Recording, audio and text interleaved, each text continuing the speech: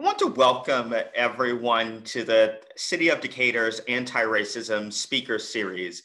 This is the first of a series of conversations that we'll have this fall as we work to become an anti-racist city.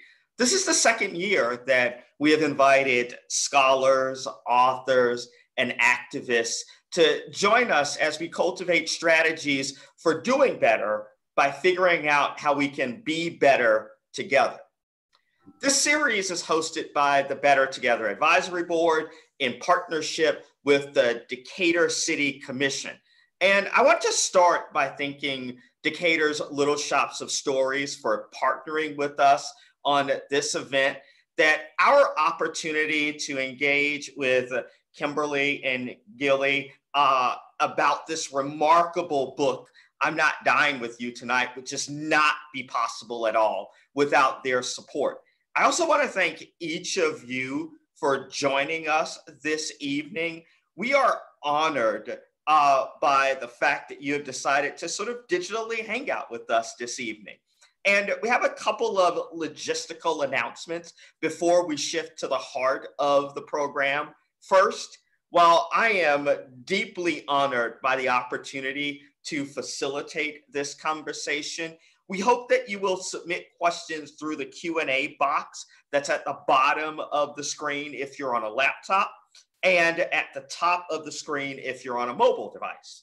Second, we have turned off the chat feature to allow that so that we can't capture your image and that we're only sharing our images, the three of us who are engaged in the conversation. And finally, you will receive a short 2-minute anonymous survey after the program that will inform you about future events, but also allow for us to improve the offerings that we have as we move forward. I am Ed Lee.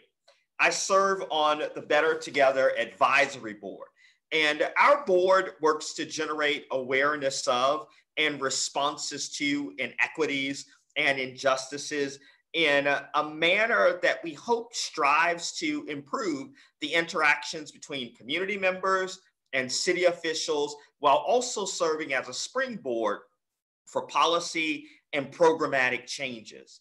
The roots of this series are located in our collective acknowledgement that misunderstandings of and our insufficient responses to the various ways that racism perverts our policies, our politics, and our social practices just can't be addressed unless we are in conversation with people who are focused on understanding and dismantling racism.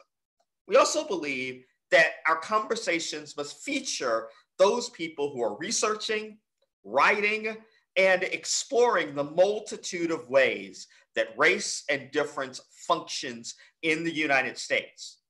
We believe that our conversations are enriched and enlivened when we appreciate that our own perspectives are heavily influenced by our unique experiences. We get a little bit closer to solutions when we're willing to be vulnerable enough to trust across our differences. That's why we're so excited to have these two authors join us this evening. Their partnership and their willingness to trust across their differences produced a remarkable work that speaks to the power of perspective seeking and listening. There is truly no better way for us to kick off this fall's anti-racism speaker series than to be in conversation with them about their relationship and their national bestseller, I'm Not Dying With You Tonight. This is that part of the event where someone in my role would introduce them to you, but we've actually sort of asked them to do some of that for us. Two good friends who are writing partners are in a much better position than I would ever be in to introduce them. And so I'm handing the digital floor over to you to introduce the other person to us. Yay, Gilly. I'm excited. All right. Go ahead. Gilly Segal is a practicing attorney who works for 22 Squared. She is also a very, very happy and busy hockey mom who has 3 bubbling, bouncing babies who are not babies anymore. And only Auntie Kim doesn't want to accept that, but they're not babies anymore. They're big kids now. She is the New York Times bestselling author of I'm Not Dying With You Tonight. She also was nominated for an NAACP Image Award for that book for Outstanding Literary Work, Youth and Teen. She has been the Barnes & Noble Book Club Book of the Month. She is a former soldier who served in the military and was the only female in her unit. Okay, she's a total badass. And she is the queen of hairdos. If I need to get my hair did was a person, it would be Gilly Segal. That's a perfect bio. So Kimberly Jones is an extraordinary author, activist, and filmmaker. She is a resident of Atlanta, former bookseller at the Little Shop of Stories, where her partnership with Gilly Segal began. And she has also been a frontline activist for many years. Last summer, her video, How Can We Win, went viral, being shared by the likes of Madonna, Trevor Noah, and Oprah Winfrey, and radically changed the discussion around America about social justice. She is the author of I'm Not Dying With You Tonight. All of the accolades are hers as well. And in addition, she has a groundbreaking nonfiction work for adults coming out this January called How We Can Win. And you should all get it. I read an advance copy of it. It's amazing. As amazing as she is. She's also got a fabulous son named Drake, who's going to rule the world someday. And I'm excited for that day because he's brilliant. So Gilly, Kimberly, the first question I'm interested in is probably one that you've been asked many a times. What brought you together to write I'm Not Dying With You Tonight? This is a great conversation, a community conversation we can have around bullying.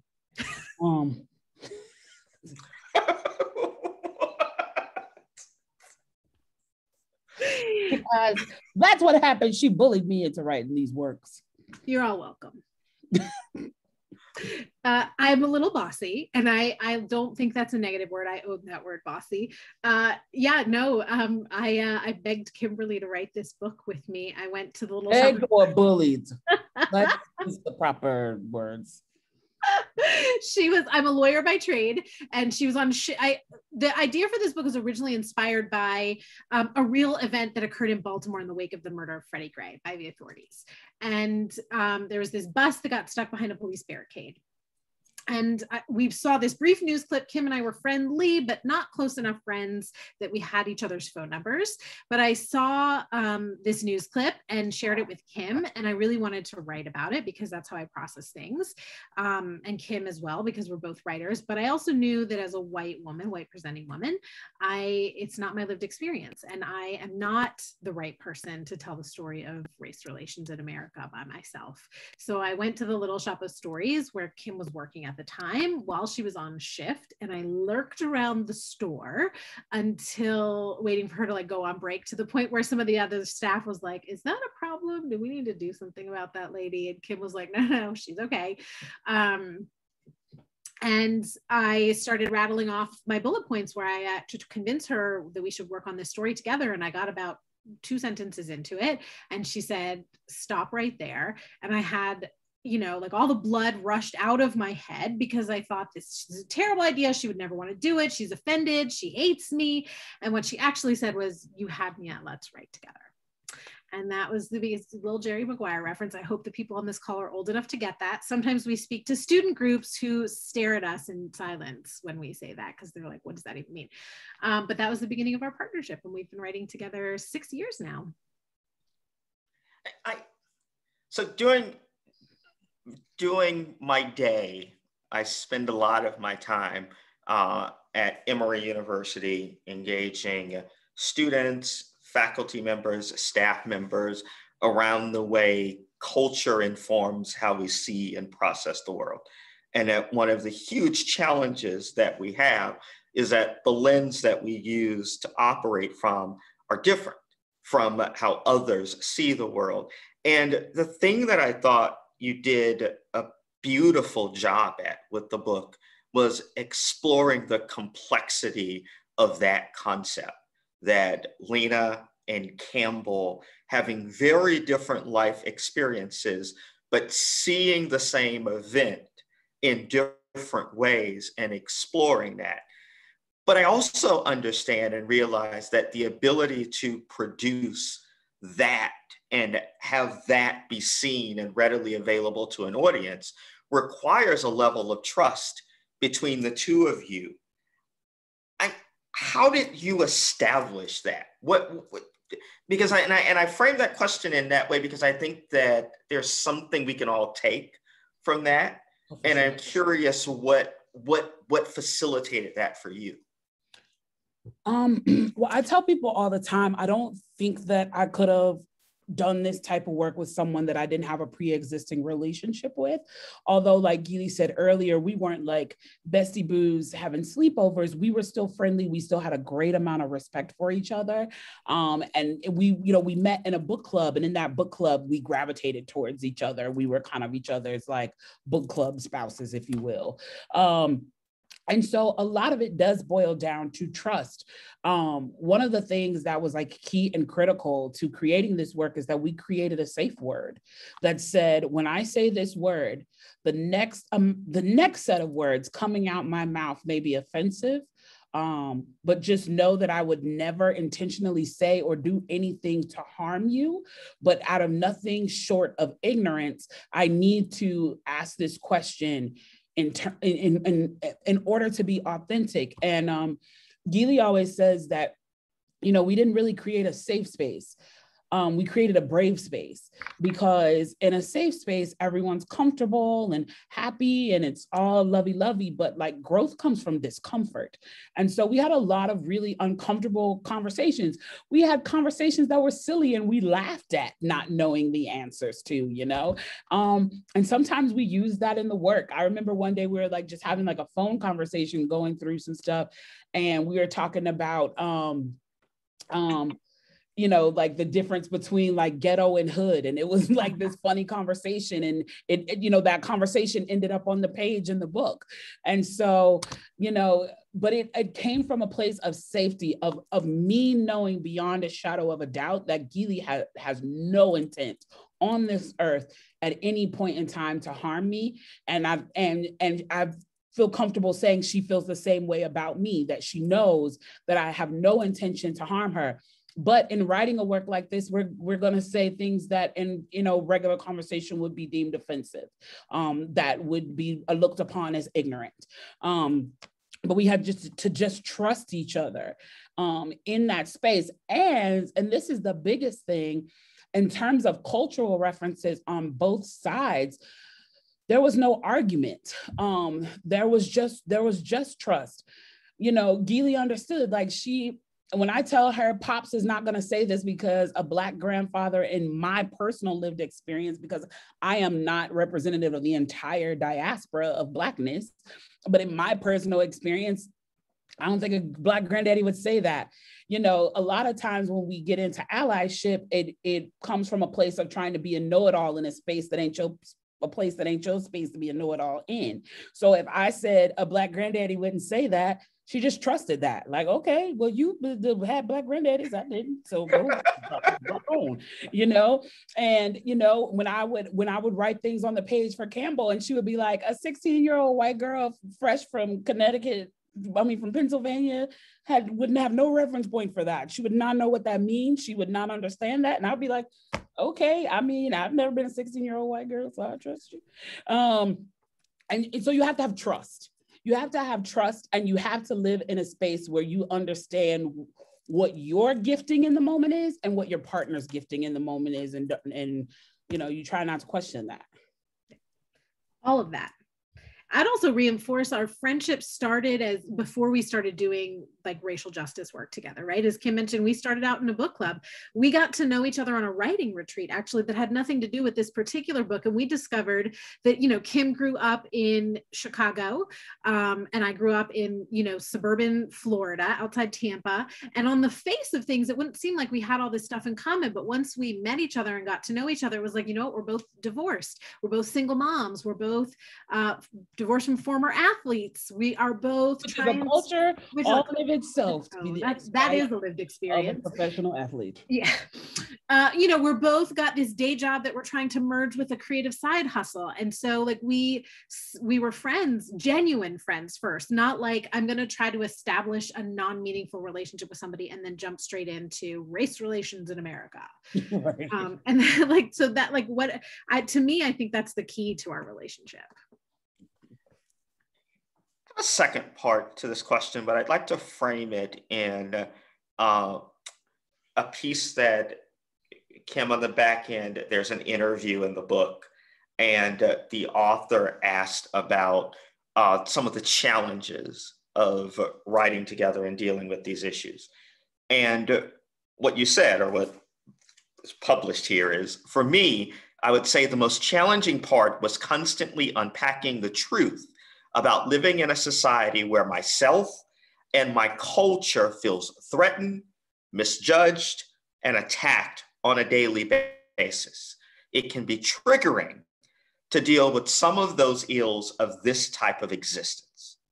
And I'm curious, and also thinking about your relationship and writing partnership with each other.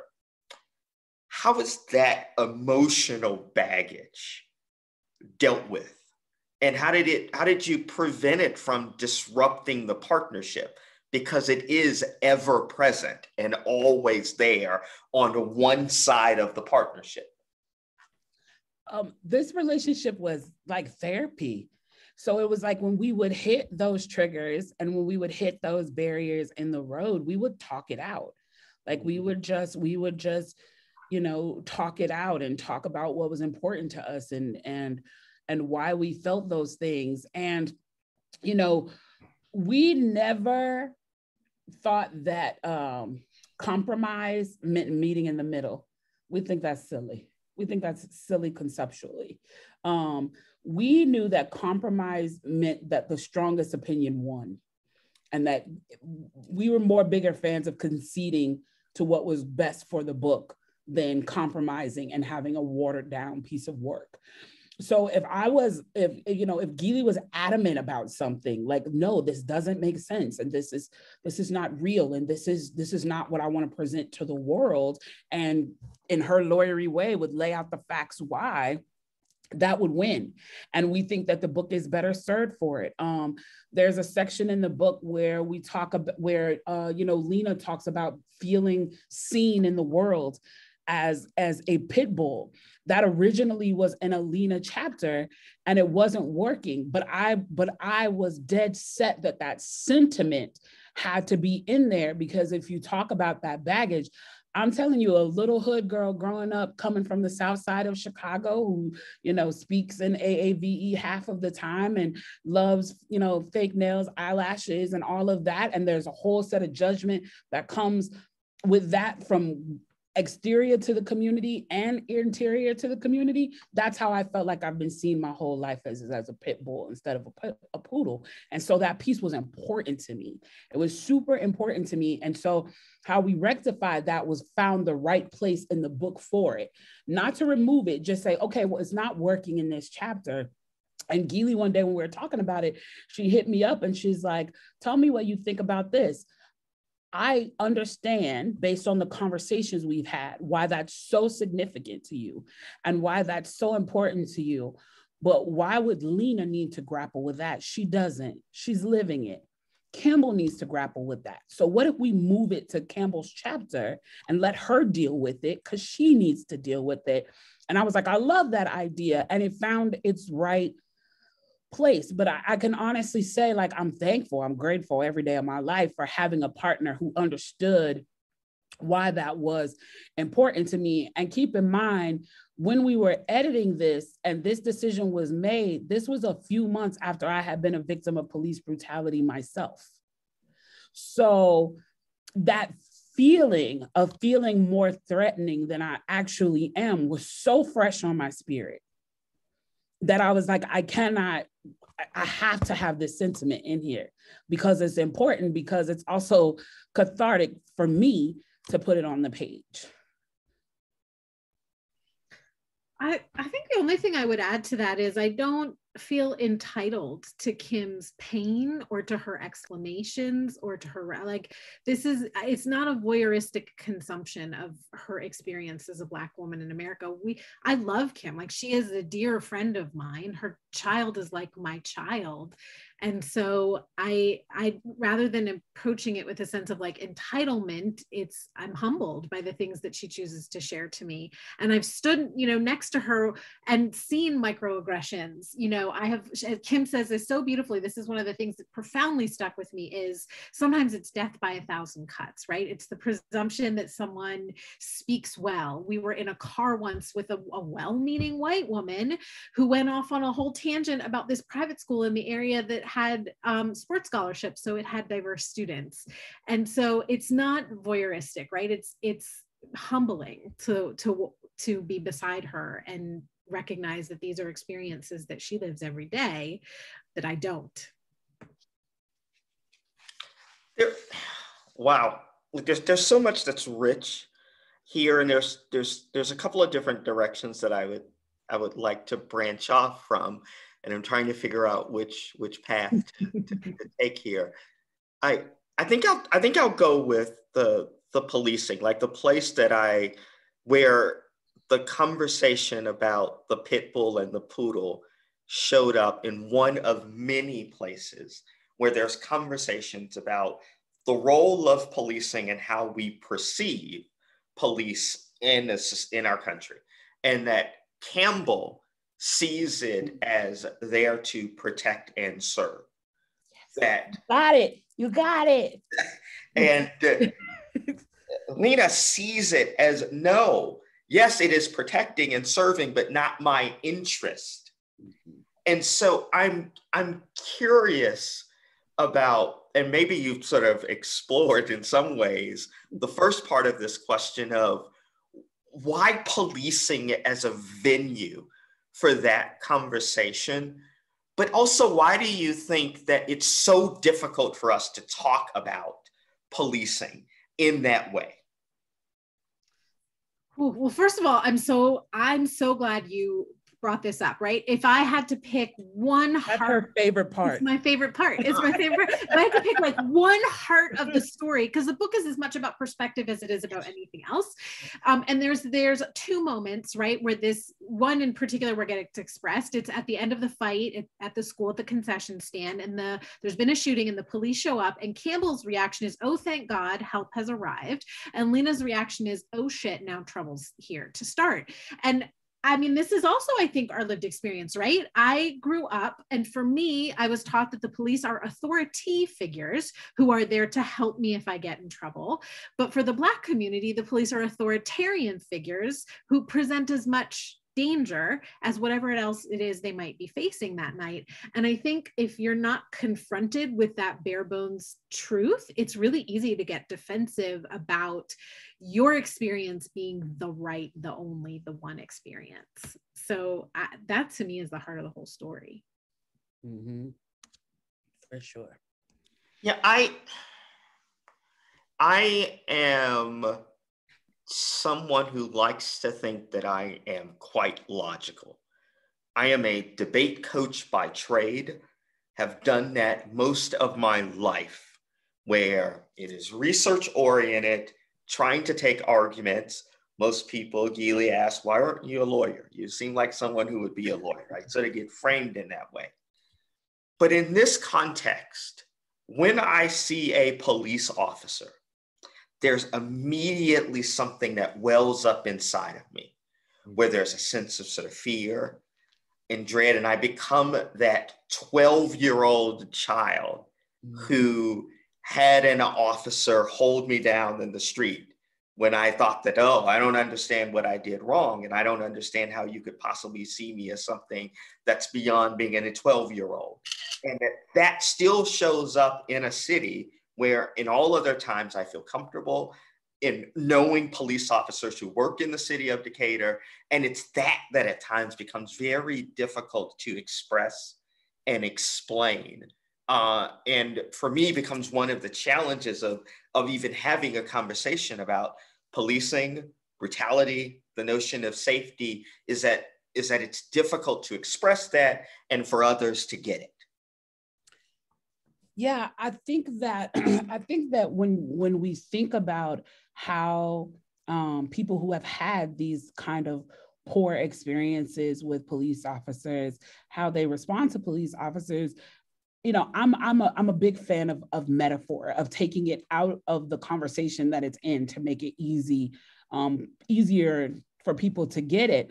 And it's like, I think about the fact that if you had 8 summers in a row where you swam all summer and you had a big old time, and it gives you these warm and fuzzy memories, and you enjoy, you know, swimming, and you enjoy remembering the barbecue that you ate when you got out of the pool and all of that. But if that 7th summer, someone takes your head and puts you down in the water and attempts to drown you, your reaction to water will never be the same. No matter how many times you swim and have these beautiful memories, trauma enacts sensory response in a way that nothing else does. I worked in the city of Decatur. When I worked at Little Shop of Stories, I had police officers who were kind to me, who were kind to my son. I remember one Christmas Eve, someone stole my van from the Bank of, remember when everyone used to could park at the Bank of America parking lot in Decatur? I remember they stole my van from there. And I'll never forget Officer Speed, who is one of my favorite officers in the square, gave me a courtesy ride home, did not rest until he helped figure out where my van is. But that beautiful experience with all of those police officers who were kind for me does not stop my heart from racing a million miles a minute when blue lights come on me because of the officers who held me down and abused me the night that I suffered that abuse. There's no way for the human brain to go, no, but you had all these other great experiences with Speed. The fight or flight kicks in and the fear kicks in and it boils up in me. And that's the issue that we have to address, is that these moments should never happen from the person who is supposed to provide you safety. That there is no room for gray in that, because I have to trust that if the most extreme cases are happening, that picking up that phone and calling you, that good, clean, old common sense is going to get used, and you are going to be seen as the person who comes and fixes the situation. But you can't feel that way if the person who fixes the situation is killing you. It's, Gilly, you identify sort of that notion of authority versus authoritarianism, and that it's easy for them to slip into each other.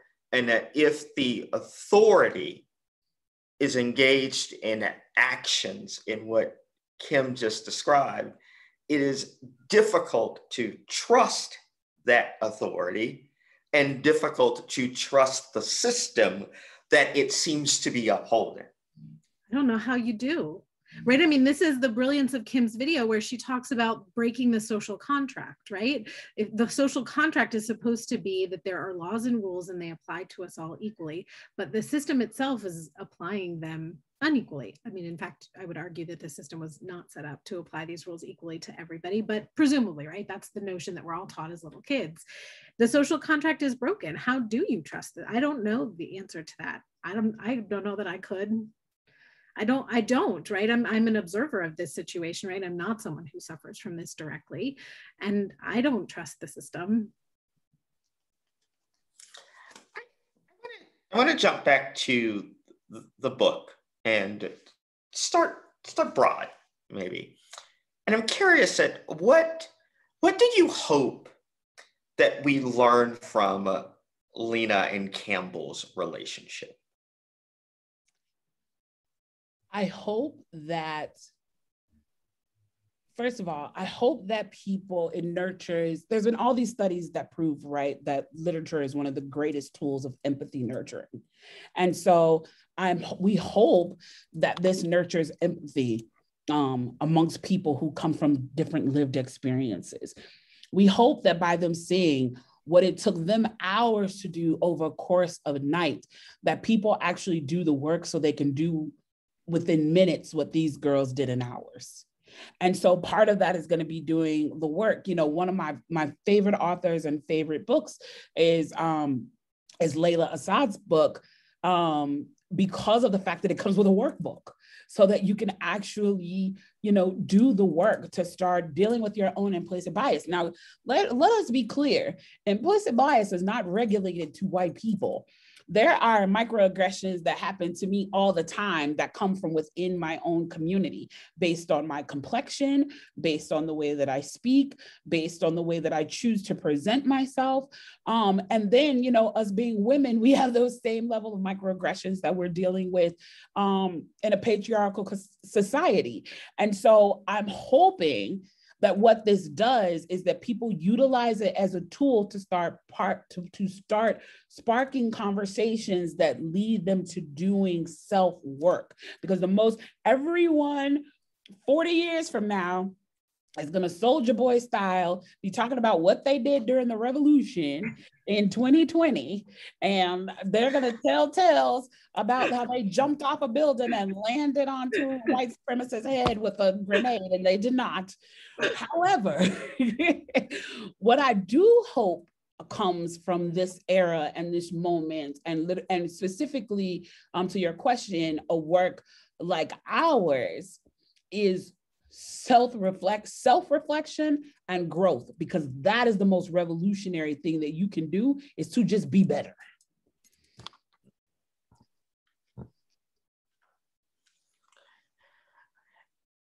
One of the things I'm thinking about now is about the way in which the ideas are presented, that we go back and forth, an interchange of one perspective, then another, then back and forth.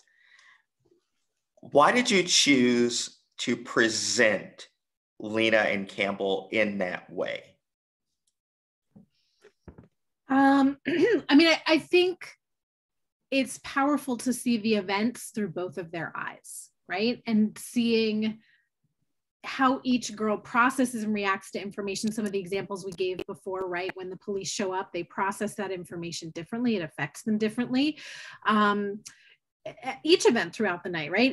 It's powerful to see it through each girl's lived experience. And the only way really to do that is to give each girl her own voice on the page.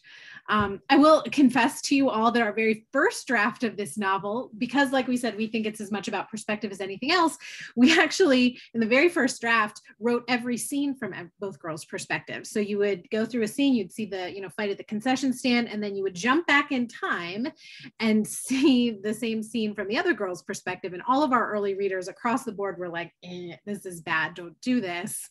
It wasn't moving the plot forward.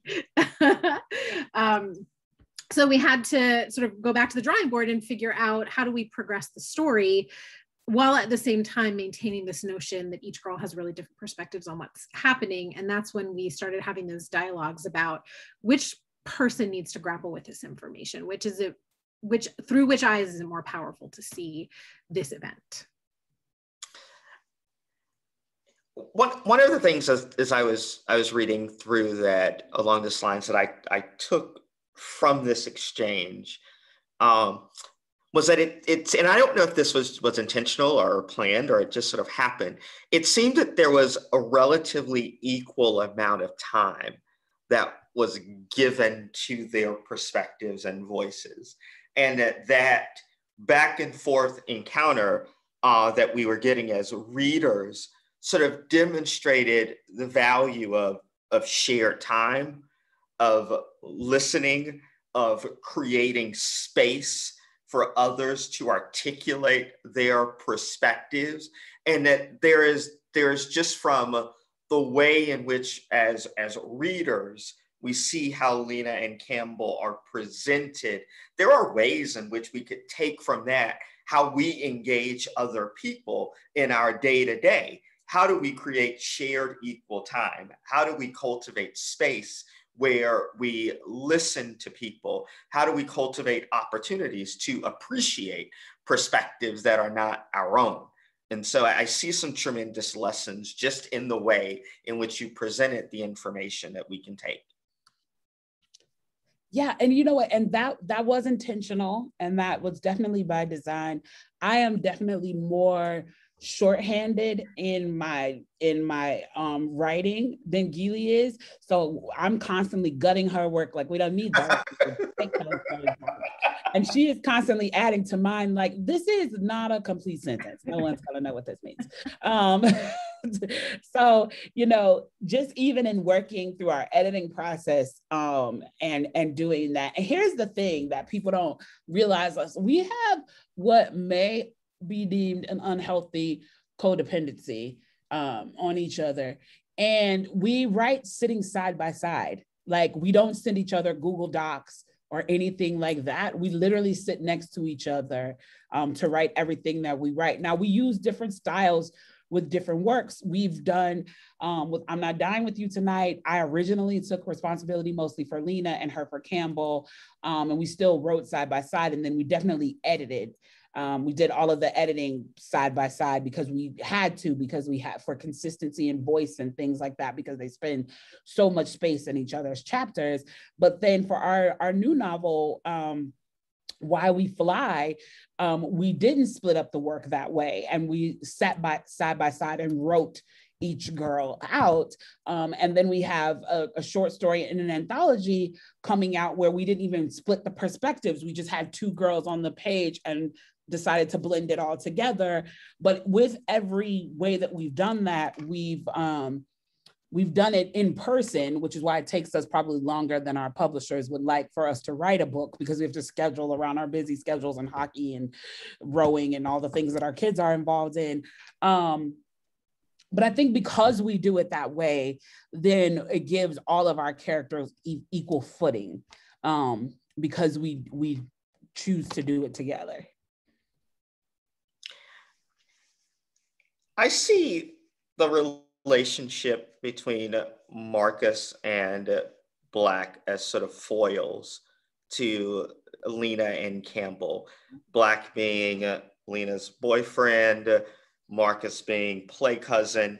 And at moments of crisis, they seem unable to put aside their differences to figure out how to move forward. And yet, in various places and times, Lena and Campbell are capable of doing that.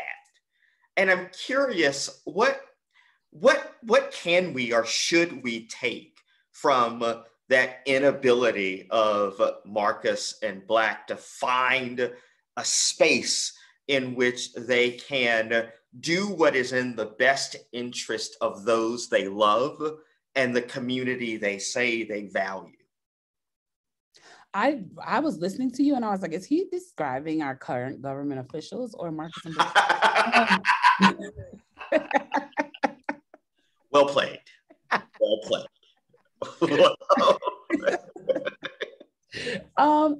I think it's exactly the same thing that's going on down at the Georgia Capitol and at the White House. I don't spend much time at the White House, but I spend a lot of time at the Capitol. And I'm like, it's what's happening down there. Because they just dig in their heels that they are not going to concede to each other. And so there is nothing, I mean, it's really prideful, right? Marcus has decided that Black is bad, and he doesn't want to open any crack where Black is seen as anything other than bad. And Black has decided that Marcus is his foe, and that because Marcus has dug his heels in so deeply, Black is like, I am not going to even give an inch of letting myself up because this person across from me doesn't like me, therefore it is not to be trusted. And I think that Lena and Campbell are coming from a perspective from the time they leave that they have to trust each other. And so they have no pre-established relationships that or relationship that garners that trust. That trust is just going to have to instantly be and grow over the course of the night. Whereas the relationship between Marcus and Black has so long been like, you are my enemy, that they're like, I'm not releasing that. And even in this moment, especially from, I think from Marcus's perspective, he's like, even in this moment, all of this is going bad because of you. You are the threat. Forget the police, the dogs, the riots, the whatever. In this moment, you're the threat because none of us will be here if you didn't exist.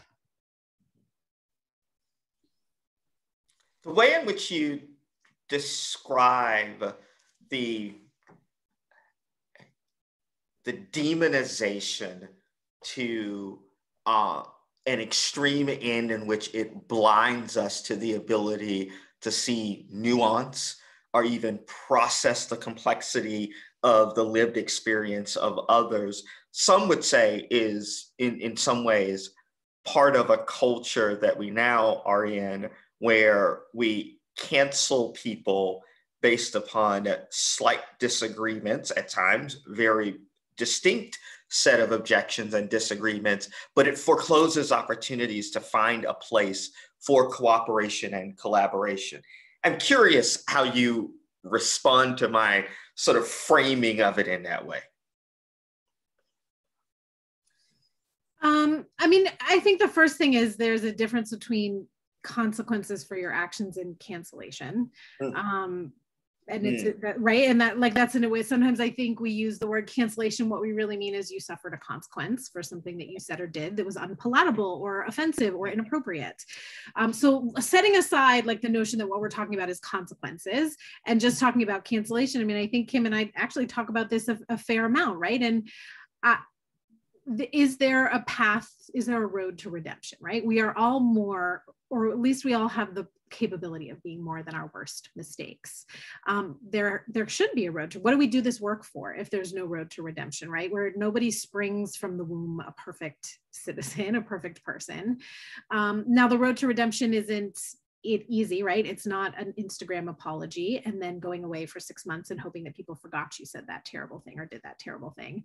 It's really what's the work that you've done between now and then, right? How do you connect with the community that you've hurt? What are you doing to be better? It's about what comes after the apology that determines whether or not there is a road to redemption for somebody, I think. Mm-hmm. Second that. What do you think? I'm curious to hear what you think about the concept of being canceled, disagreements and things of that sort. Gilly, in many ways, I think that I start at the same place that you, in one of the ways in which you framed this. I don't think that we are the best thing that we have ever done or the worst thing that we have ever done. And that, yes, it is important for us to acknowledge the impact that we are having on other people, the impact that we are having on the ability for communities to thrive. But we also have to simultaneously figure out what is the way in which, as you put it, create a path for redemption.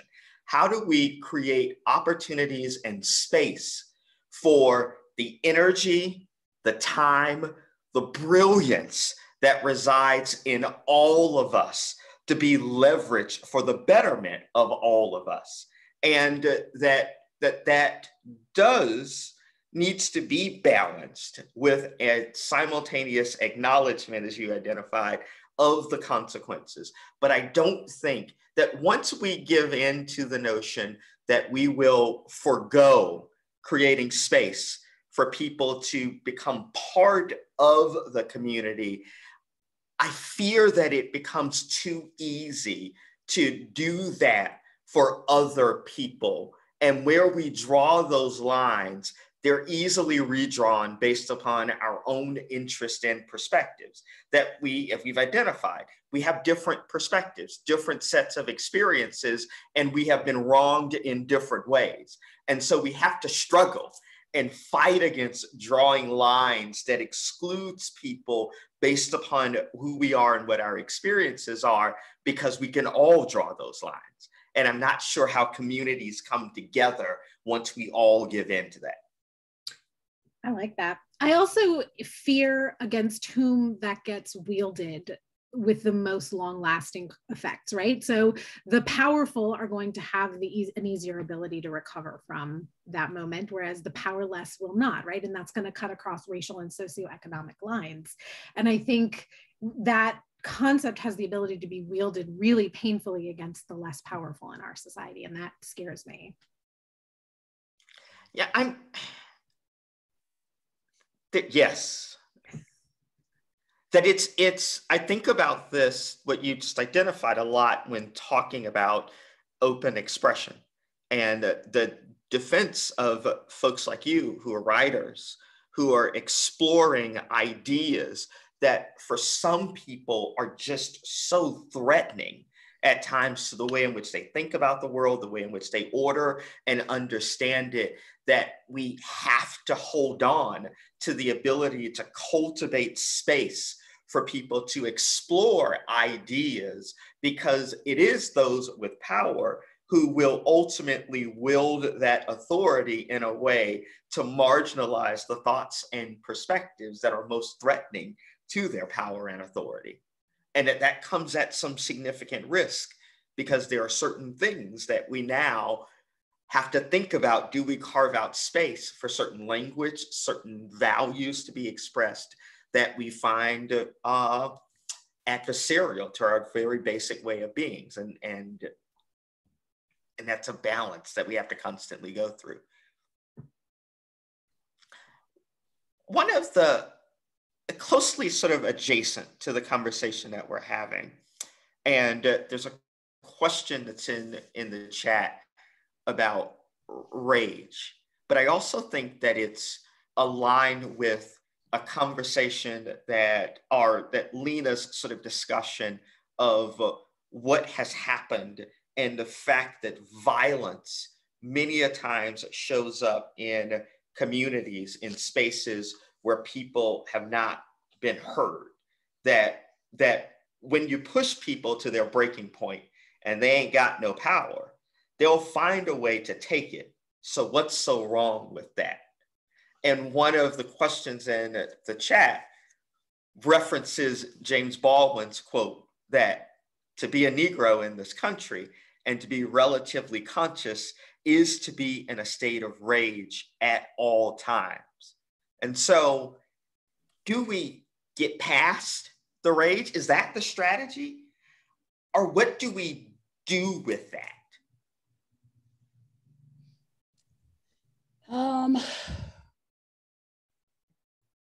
I think the first thing we do is we allow people to feel the rage. This notion,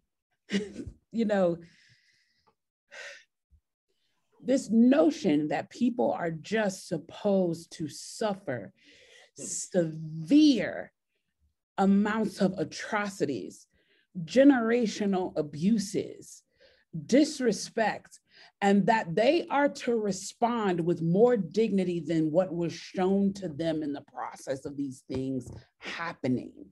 That I am consistently told that when I interact with a police officer, how I am supposed to present my best self to prevent anything from happening to me against the trained professional who is not presenting their best selves against something happening to me.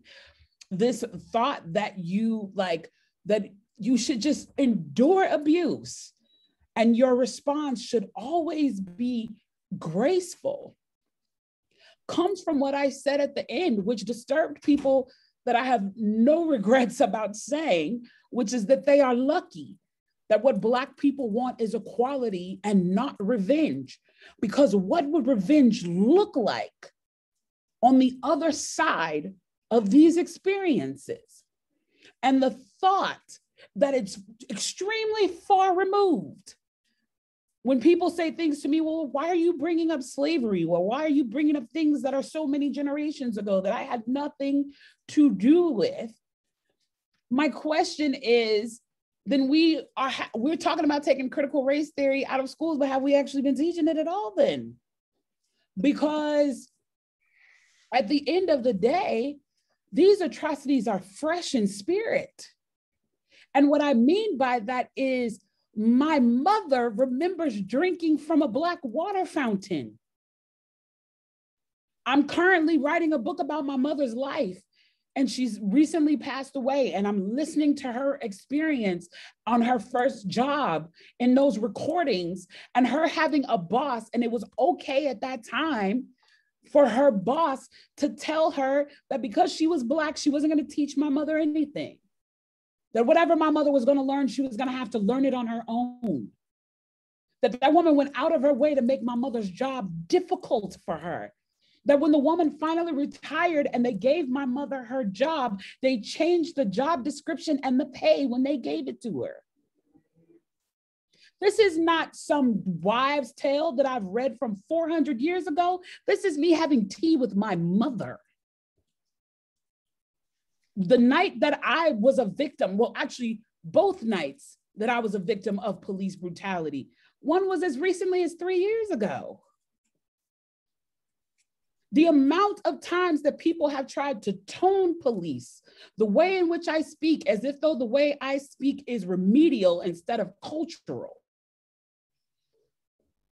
happened last night.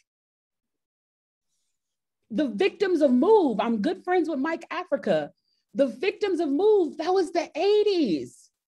People are wondering why the diaspora was afraid of the vaccine and don't have the cultural reference or sensitivity to recognize that the Tuskegee experiment ended in the 80s. It ended in my lifetime. So this notion that Black people are running around angry about slavery, that in and of itself is insulting and invokes rage. Because what it tells me is the growth that is going to be necessary to change this is incapable of happening because no one is even acknowledging or being held accountable for the things that still happen today. And that if you're not teaching the history, then the stuff that did happen in slavery, the stuff that did happen in Jim Crow, that still has ripple effects of today, you're not really giving agency to people say it's still affecting me, because it is. Because if you think about the amount of lynchings that took place in the 50s and 60s, the people who lived in those communities who witnessed Black bodies hanging from trees are at the ages where guess what they're doing now? They are senators and congressmen, they're writing policy. And these are people who grew up in communities where there was nonchalant and not a big deal to walk past a Black hanging body on their way to school. And now they're writing policy for Black bodies. And now they're passing laws for Black bodies. And now they're teaching in schools, and they are school superintendents, and they are bus drivers, and they are cashiers, and they are police officers. And if you think that that sentiment just evaporated from their soul, that the Black form has no worth, then you have a privileged position to not know what that looks and feels like. And yeah, it evokes rage. It evokes rage because I'm raising a 15-year-old who I still have to have these conversations with. So yes, it invokes rage. You have me thinking about sort of this moment, and one of the significant challenges that I think we have is that we don't quite, in fact, I don't even need to use quite, we don't have an understanding about how the legacy of oppression within this country impacts the everydayness of our existence. That you mentioned We are in a pandemic. The reason why we are online talking about this and not in person is because we have a global pandemic. And if we look at work by preeminent scholars like Harriet Washington and her work on medical apartheid, we can draw a line back to slavery and the way in which Black folks were used for experimentation. You referenced a point on that plot to the Tuskegee experiments, and we can also draw a line to universities that go into the early 80s, into the 90s, of taking bodies and experimenting on them for syphilis and various other ailments. And then we ask the question of, why is it that there are these people who are uninterested in taking a vaccine that is not FDA approved? And I am someone who has been vaccinated, who is interested in others because it is in the best interest of all of us to do so. But I also understand that we can't accrue the best interest of all of us because many of us have not had our interest accounted for in the past. And there's been zero reconciliation. No. Zero reconciliation. And that is the biggest issue.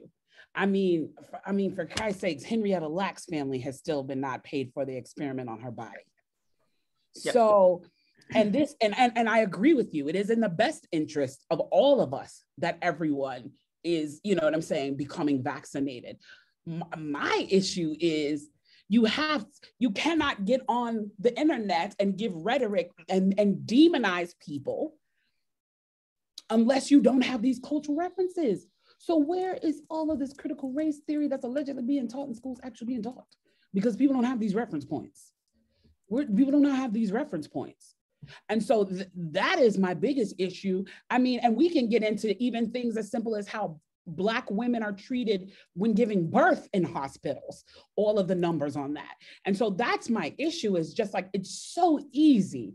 It's so easy to sit in your world that was designed for you and have zero perspective on the people it was designed against. As we're talking about rage as the point in which we are there, and when I read that reference point where Campbell asked the question, sort of what's wrong with people getting to the breaking point and needing to push up against power, I thought about Martin Luther King's notions that riots are the language of the unheard. As you reference the morbidity and mortality disparities for Black mothers in this country, where we are unwilling to administer pain medication to pregnant women or women who just gave birth at the same rate that we do white identified women, because we operate under a racist and sexist assumption that Black women can deal with pain better. And we don't need to listen to them when they say, I hurt. And so that language of the unheard, I'm interested in the notion of who needs to listen. Everybody. White people. I say everybody. Everybody needs to listen. Because guess what? Lena and Campbell, their shared experiences, that to me almost informs that night more so than their cultural backgrounds, is their gender. Because they are both, you know, cisgender women who have had a shared living experience, you know, the omnipresent threat to the feminine form. I don't know. I'll let Gilly take that one, shit, everybody needs to listen. I would say everybody who's focused on the wrong thing, right? Like, if what you saw in 2020, what you focused on was property destruction instead of the murder of an unarmed man at the hands of the police in this country. If that's what you saw, you need to listen, right? Like, I would reframe the whole question, because when I hear Kim talk, the question to me isn't, like, I want to reframe this notion that rage is an inappropriate reaction or a bad reaction or a negative reaction. Like, the white supremacist delusion has weaponized docility. They have weaponized and required a portion of our populace to be docile or else. And that is like, we have to go way back and reframe the notion, not of what do we do with this rage, but like, what's happening to cause this rage? Like, how do we stop killing unarmed Black people in their homes, in the streets, right? How do we treat Black women equally in the medical system, right? I mean, and it's big stuff like pain medication, and it's small stuff like, are we training our doctors to recognize that rashes look different on Black skin than they do on white skin? Like, we're focused on the outcome instead of the cause. So that's, whoever's focused over here, that's who needs to listen. Mm-hmm. You said a word, you preached a word there, Gilly Segal. I learned it all from you, my love. Just one other concept, or maybe not concept. There are a couple of paragraphs or sections that I want to share and talk a little bit about this as well. I think, yes, this is Campbell. I think of what Lena said, how I walk around like I don't live here. How I'm looking at these churches like I'm a tourist. And then this is Lena on the back end. I can't even believe this night started with me watching the doll's body, their routine doing the game, and me begging Black for his attention. A quadrillion risings and settings of the sun have passed since then, and I lived them with Campbell of all people. I definitely wouldn't have picked her, but we gave this night the business. We held each other down. I'm interested in, what do they mean by living in this context? That I don't live here versus we lived this night together.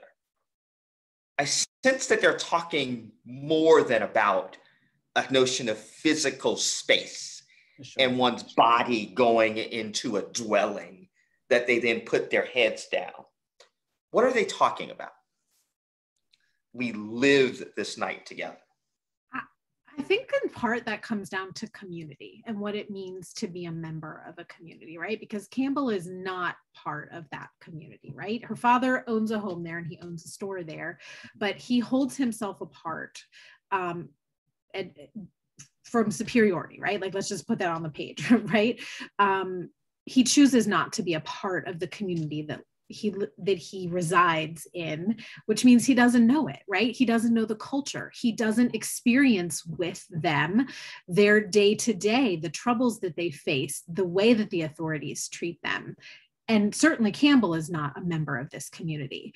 I think by the end of the night, the girls have begun to build their own community, right? In which they have experienced similar things. They have been treated not the same way, but they've experienced similar things at the hands of this night. And they've begun to be able to see each other's lived experiences in a way that they couldn't have at the start of the night. And by the way, that's true of Lena as well, right? So Campbell has racial privilege, but as between the two of them, Lena is more socioeconomically stable than Campbell is, right? Campbell's the working poor, her father is. And Lena doesn't perceive that to be the case about Campbell when they start getting to know one another. So I think to me, I don't know, Kim, what you would say, but I think it's about community and what it means to be a true member of a community. Yeah, like, I think that up until that night, that was just a dwelling place for Campbell. She made no connection for there. She was basically doing her bid, if you will, until she could get out of there and go to community college or get back with her mother or whatever was going to happen on the other side of high school for her. She was just doing her time there, and she was making no real connections, and she didn't know people, and she didn't understand the people, and she had no one to wave to. She had no favorite store. She had no streets that she knew. She didn't even know how to get herself home without the one route that she knew to get herself home. And so that's one of the things, to me, like, we did it unintentionally. We didn't do this intentionally. I feel like, it set us up for a great conversation about why people are so anti-gentrification, is because it's this notion that the move in of people exterior to the community is not going to be an additive to the community, but a destruction and change of the community, a gross change. I lived in Bankhead for many, many years. I grew up on the south side of Chicago. I lived in Compton and LA. Somebody driving down the street playing loud music don't bother me. You know what I mean? Like, I'm hearing the rattling of the speaker in the trunk does not signify to me that someone bad is coming.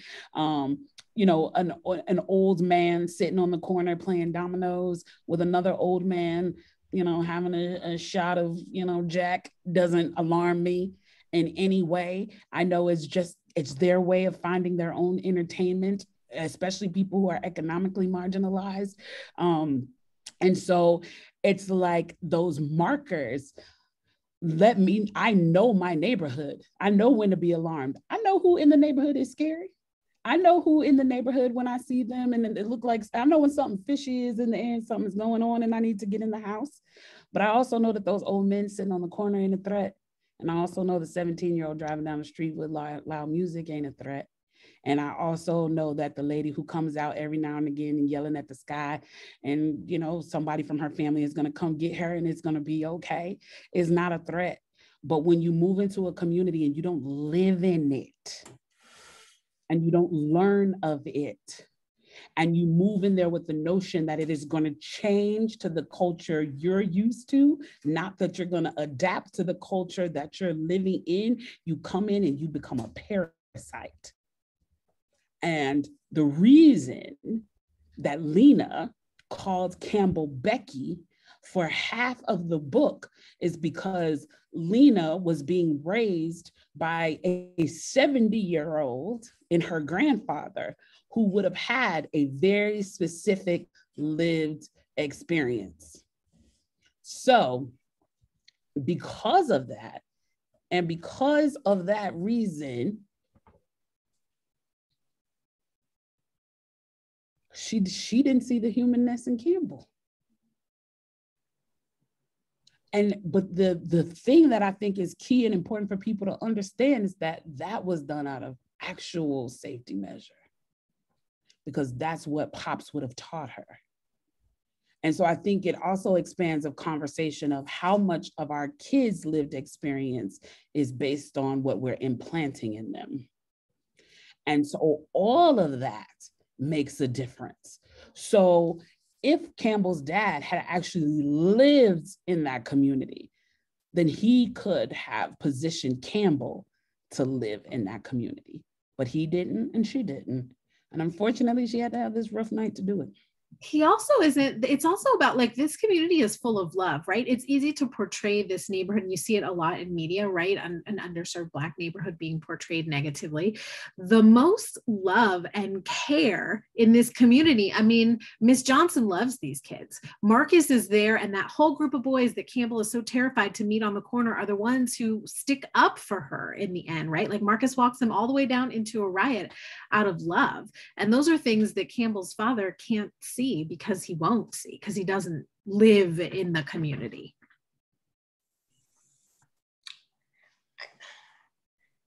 So there's a read that one can have to this conversation, that lived in versus tourists, that could be interpreted as a critique of liberalism, the political variety, not the economic variety. That the tourist is the one who comes through, doles out assistance without an understanding of the community, without lived experiences with the community, and that those feel-good moments is what they take back. I'm curious at sort of, what do you see as maybe some other habits of the tourists that you are, because you're offering a criticism of that. Campbell says, I get why you identified me as a tourist. I don't want to do that. I see that as juxtaposed versus we lived together. What are some other habits of a tourist that shows up in communities? Instagram only activism, right? That's not to say that online activism isn't important and doesn't play a role, because it does, right? There's value in many different types of activism. But what I would say is, like, if all you ever do is online and you never step offline, if you never engage with another human being on these topics, right? If you're not actually doing work outside of the online world, I think there is a way in which that's a touristy way to approach social justice, right? If you're not offline impacting people's real lives, that feels really good and you probably get a lot of likes, but what has changed in the wake of that? Yeah, I think also, like, assuming something that you're passionate about is about you, or that you have a perspective that matters in that moment. I see it a lot. I have a huge Instagram following, and I do my share of like social justice posts and stuff like that. But I see it a lot on my page in that, let me be clear, like, I am what you call a niche activist, very niche market that I'm in here. I specifically do not just care about the empowerment of Black people. I specifically care about the helping impoverished Black people. That is my ambition. I grew up in the hood. I'm worried about hood folks. There are plenty of people out there, rah-rah sisterhood for the bourgeois, for the middle class, for all of them, and they should do that. But my niche is po folks, hood folks, ghetto folks, all those folks. Those are my people. You know what I'm saying? And so my rhetoric, if you will, is catered to the empowerment of those people, which means sometimes if you come in with your overall liberal bourgeois perspective, even if you too are Black, what I'm going to say is not going to make sense to you because I hold space for a specific group of people. Now, if you show up on my page with the expectation that I'm going to have broad stroke liberalism for the greater good of Black people, you have shown up improperly. You have not done the research. My bio literally says hood girl hero. So I'm going to have conversations with that community that I know need to have that community that may offend a lot of people. I talk a lot about economics because I'm from the hood and I know they beating us in the pocket. I know that my homeboys who went to jail, who sat in jail for 2 years for crimes that they didn't commit, sat there because their family couldn't pay a minimal bond. I know that the slippery slope that my cousin went on to end her up in jail started because she was working a job paying minimum wage. And so she had a car that could get her back and forth there, but she didn't have the money for insurance. And when she got pulled over for not having insurance and got put on probation and then had a subsequent event happen, being on probation for not having money, put her in a bad position. And then she went to jail and couldn't get out because of not having money. So I'm like a prosperity preacher. I talk a lot about getting your money together because I know living in the hood, that's why they beating us.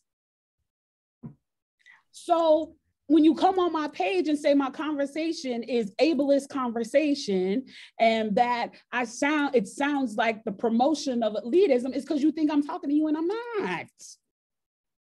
I'm not talking to you. I'm talking to the niche community that I represent, that I'm trying to empower, that I understand that there is a balance between what the system needs to do to repair itself and what we need to do to repair ourselves. And so that's what the tourist does, is they show up with their conversation that's going to insert words like intersection, ableist, and all of the buzzwords that will get them lots of attention on a news clip on MSNBC in a space that's not even designed for you, but you haven't even checked to see if this space is designed for you because you don't even realize that you are showing up with obligation that all conversations are your conversations. And sometimes I'm just not talking to you. Beautiful. I had no idea where the answers were going to go with that, but they were perfect. There's another question in the chat that references back to a piece to the conversation that we had earlier, or Kim, where you referenced reparations and the value of those. And then the author says that there was a hypothetical question that they were discussing in a Black history class that they had about what mode of reparations, how they should show up. And they're interested in what do you think? How should, if reparations were offered, how should they show up within a community? Are we talking about education? Are we talking about monetary policy? What are the ways in which you think about that? You can find all of this out in my latest. Oh, there you go. There you go. Perfect. How We Can Win, which is available for pre-order wherever your books are sold, and will be out January 2022. How We Can Win goes into grand detail about this. Is literally my manifesto on reparations. I think that we need to reinstate the Freedmen's Bureau. That's what I think. I think we need to do Reconstruction 2.0, because where was this all supposed to be fixed? Reconstruction. Where did it not get fixed? Reconstruction. Where was it semi on the right track and then we messed it up? Reconstruction. So I feel like the blueprint was already there. Old Freddie Douglass and W.E. Du Bois and Lincoln and all those cats had it right, and we messed it up. So I feel like we need to reinstate the Freedmen's Bureau so we can look at this from a whole person point of view. No, I do not think we should just cut checks to everybody and be like, best of luck to you. Not in communities that have been systemically held back from having financial literacy education, from having access to helpful education. Obviously not everybody here, but a good, a large enough portion to make it part of the conversation. Healthcare. Food deserts, redlining as it relates to home ownership as well as education. I think that the system that got us here attacked at so many different levels that we're going to have to repair at all those levels. And that cannot happen with a bill. We need a bureau. I have one more question for both of you, Gilly and Kim. What's one piece of advice that you can offer that we could do, an action we could take tomorrow, or start taking tomorrow, that would make our homes, our communities a little more anti-racist?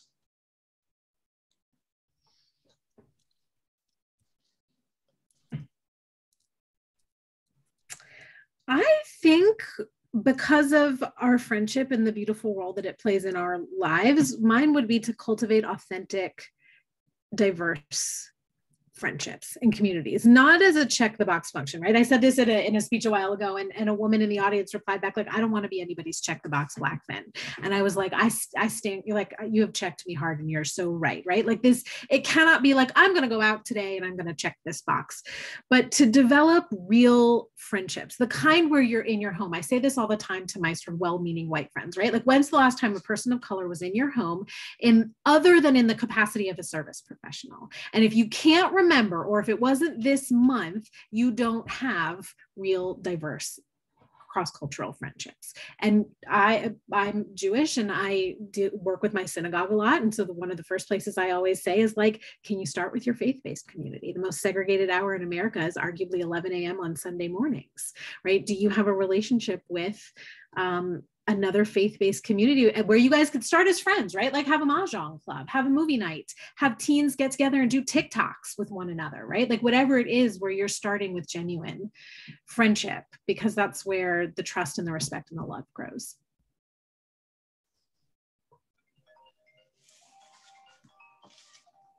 I would say purchase for your kid. This book is Anti-Racist by Tiffany Jewell. You want to help the world, make sure your kids aren't jerks.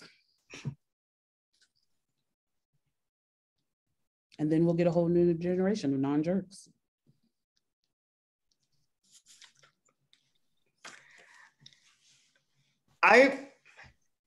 This has been a distinct honor and pleasure by me to be able to participate in this conversation with you. I am thankful for the gift that you gave all of us in writing this book. I am thankful for your willingness to take on a very difficult way of how do we figure out how to have conversations about and across our differences, and to figure out a way of communicating that to both younger folks who are increasingly in need of guidance and folks like me who are a little bit older who are also in need of a little bit more guidance. And so thank you for your beautiful writing. Thank you for the amazing opportunity for me to commune with you and have this conversation. And thank you for allowing this opportunity to make a city that I love, I'm a part of, I value tremendously. Live in it. A little bit. Yes. Yay, Decatur. We're in it. And so, Ed, do you have our new book, Why We Fly? I do not have your new book. It is on my list of books to read. We'll get you a copy. All right. Hey, woo, look at me. Why We Fly. So I'm getting it. I'm reading it. Everybody else should get it and read it as well. Thank you all for joining the webinar. And I truly hope this is not our last conversation, because I'm so much better with the time we've just spent together. Same. Count on it. Thank you. Thank you. Thank This you. is a pause in our conversation.